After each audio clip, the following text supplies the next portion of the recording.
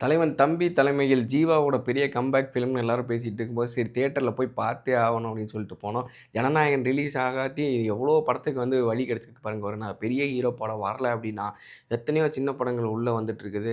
லைனா ஒவ்வொரு படமா நம்ம பார்த்துட்ருக்குறோம். அந்த வரிசையில வந்து தம்பி தலைவன் தலைமையில் அப்படிங்கிறது வந்து ரொம்ப நல்லா வந்திருக்குது படம். ஒரு டெத்து வீடு, ஒரு கல்யாண வீட்டுக்கு நடுவுல நடக்கிற ஒரு அக்கப்போர்ல மாட்டிக்கிற ஒரு அரசியல்வாதியோட பஞ்சாயத்து தலைவரோட கதை ரொம்ப நல்லா எடுத்துட்டு போயிருக்காங்க. கிளைமேக்ஸ்ல இப்போ இவரு ஜீவா பேசுற டயலாக் ரொம்ப நல்லா இருக்குது. அது கண்டிஷன்ஸ ஃபாலோ பண்ணுங்கடா அப்படிங்கிற டயலாக பார்க்கறதுக்காகவே நம்ம கடைசி சீன் வரைக்கும் உட்காந்து பார்க்குற அளவுக்கு அந்த சீன் இருந்துச்சு. ரொம்ப கேரளால இருக்கிற ஒரு டைரக்டர் ஃபெலிமி எடுத்திருக்கிறாரு. ரொம்ப சூப்பரா செம்ம காமெடியான ஒரு படம். ஸோ நம்ம கேரளால போய் அந்த மாரி படம் எடுக்கிறது, கேரளாக்காரனையே அப்படியே தூக்கிட்டு வந்து இங்க வச்சா எப்படி இருக்கும் அப்படிங்கிற மாரி தமிழ்நாட்ல எடுத்திருக்கோம். அதனால சில சீன்கள்லாம் வந்து கேரளா படமா எடுத்து இந்த மலையாள படமா எடுத்திருந்தா எப்படி இருந்திருக்கும்னு தான் நான் யோசிச்சேன்.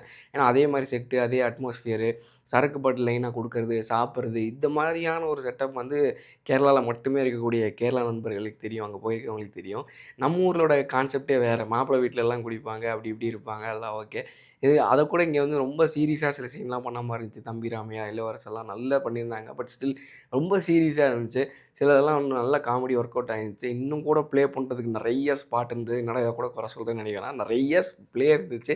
பட் இதுவே தாராளம். ரீசென்ட் டைம்ல எல்லாம் ரிலீஸா பார்த்துட்டுருக்கோம். வெறும் ரிலீஸ் படம் மட்டும் தான் வந்துட்டுருக்கு. இதுக்கு நடுவுல இப்படி ஒரு படம் வந்தது ரொம்ப ஹாப்பி தான். ஓடிடில பார்க்குறவங்களும் தாராளமா வெயிட் பண்ணி பார்க்கலாம். தியேட்டர்ல போய் என்ஜாய் பண்ணணும்னாலும் தாராளமா என்ஜாய் பண்ணலாம்.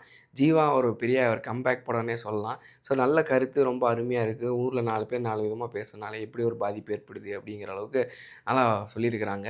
அ எனக்கு செமையா என்டர்டெய்னிங்கா இருந்துச்சு.